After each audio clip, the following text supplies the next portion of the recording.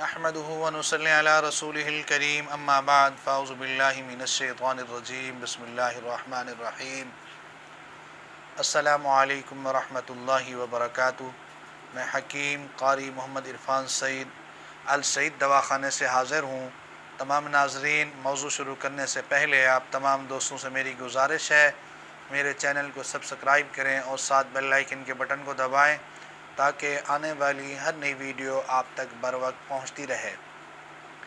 ناظرین، آج آپ کو سورۃ مزمل کا عمل بتائیں گے، جس عمل کی برکت سے آپ کے تمام مسائل حل ہوں گے، اور اس عمل کی برکت سے آپ کے گھر کے اندر اگر کوئی بچہ رو رہا ہے تو آپ اس کو دم بھی کر سکتے ہیں۔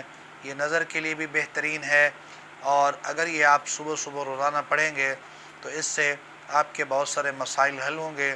جو کام آپ کے نہیں ہونے والے ہوں گے وہ بھی ہوں گے۔ آپ حیران ہوں گے اللہ کی اتنی بڑی مدد آپ کے ساتھ ہوگی۔ سب سے پہلے یہ عمل سورۃ المزمل کا ہے۔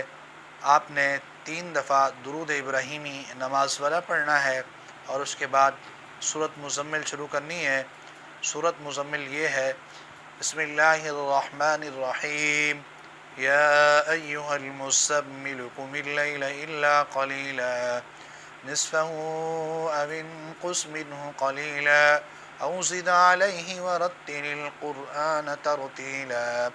یہ صورت آپ نے مکمل جب ختم کریں تو اس وقت سورۃ اخلاص آپ نے 3 دفعہ پڑھنی ہے، اور اس کے بعد پھر آپ نے 3 دفعہ درود شریف پڑھنا ہے، اور پھر دوبارہ اسی طرح 3 دفعہ درود شریف، پھر سورۃ مزمل اور سورۃ اخلاص 3 دفعہ، پھر درود شریف۔ اس طرح 7 دفعہ سورۃ مزمل ہو جائے گی آپ کی، اور درود شریف بھی ہر دفعہ 3 دفعہ ہے، اور سورۃ اخلاص بھی ہر دفعہ 3 دفعہ ہے۔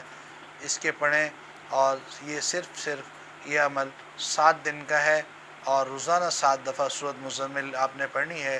پھر اس عمل کے پڑھنے کے بعد آپ دعا کریں۔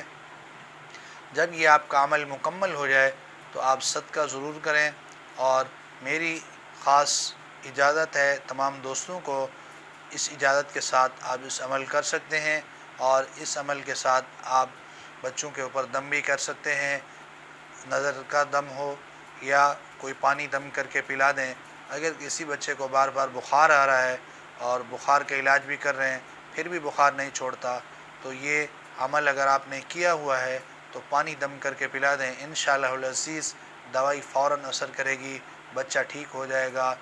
یہ آپ ہمارا بتایا ہوا عمل خود بھی کریں، اپنے دوستوں کو بھی بتائیں، اس کو شیئر کریں، لائک بھی کریں، تاکہ آپ کے دوست اس سے فائدہ حاصل کریں، آپ کو اس کا اجر ملے۔ جزاک اللہ۔